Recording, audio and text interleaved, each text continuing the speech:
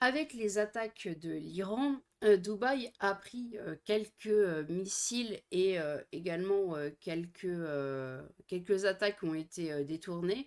Heureusement, il y a eu assez peu de dégâts comparé à ce qu'il aurait pu avoir, mais nous avons nos ressortissants français qui sont donc des expatriés qui sont à Dubaï, soit pour des raisons de travail, soit parce que bah il y a une meilleure qualité de vie entre guillemets, surtout si vous êtes musulman, soit tout simplement parce que les taxes, les impôts, tout ça est à 0% à Dubaï. C'est un État qui amène le paradis fiscal. Si vous avez une entreprise, vous en avez certainement entendu parler. La plupart des impôts, impôts sur les sociétés, etc., c'est à 0%. Donc vous ne vous faites pas surtaxer. En France, on est le pays le plus taxé au monde. Et donc, bon, bah, généralement, il n'y a pas photo que si vous pouvez gagner 50 000 de plus tous les mois ou presque 1 million pour certains, bon, bah, c'est sûr que le choix est vite répondu. Mais la blague étant que l'influenceuse, bon, c'est marqué islamique, mais elle est musulmane, Maeva Genam a annoncé quitter définitivement la France, pays islamophobe, pour s'installer à Dubaï, où elle pouvait vivre sa religion librement. En ce moment, je regarde énormément Radi Iradier, c'est un créateur de contenu qui fait enfin, des podcasts, qui fait des documentaires, qui fait des reportages, tout ça, sur une personne en particulier ou sur une entreprise en particulier, généralement à base d'arnaque. Et là, sa prochaine vidéo est sur Maeva Genam, donc il fait des live Twitch, où vous pouvez le retrouver en train de regarder toutes les stories qu'elle a pu faire et toutes les pubs qu'elle a pu faire également. Elle en fait des tonnes, d'accord. Je suis qu'au jour 5, je crois, et là il est au jour 12 ou 13.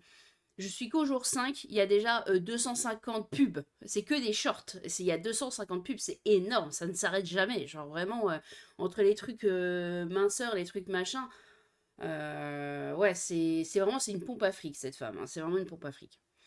Euh, alors, attendez, j'ai des où moi encore je voulais mettre cette vidéo là.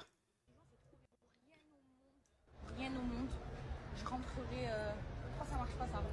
Vivre en France, les filles. Pourquoi? Parce que déjà, j'ai fait ma hijra. Ok. Parce que Dubaï, c'est un pays musulman. Dubaï, pratiquer la religion, c'est trop bien. Tu peux pas ne pas faire tes prières à l'heure. Il y a des mosquées. On a tous nos passeports ici dans nos TT. Non, mais on sait jamais. Et parce qu'il faut faire, faut être, je sais pas moi, il faut, si jamais par de châle, il y a une grande guerre, il faut partir. Et en fait, ce qui est reproché, c'est que d'un coup, elle était en mode plus jamais de la vie, et voilà, Nardine, jamais, jamais je reviendrai en France, et que là, elle est en mode, bon, écoutez, j'ai mon passeport français dans les seins, si jamais vous avez, si vous, jamais vous me cherchez, si jamais il y a un petit avion là, comme ça, qui fait Dubaï-Paris, euh, je pense que c'est ça son truc, c'est en mode, bon, si jamais, hein, vraiment, s'il y a un aviateur, tout ça, qui passe dans le coin, vraiment, j'ai mon passeport sur moi, on peut y aller, on peut rentrer à la maison.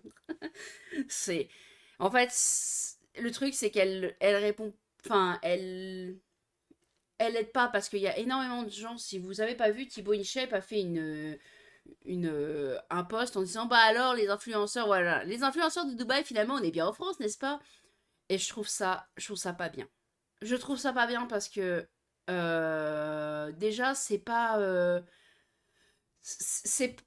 parce que t'es influenceur à Dubaï que t'es le gros connard qui te fait du fric fou sur le dos de Français et qui juste vit sa meilleure vie à Dubaï sans impôts.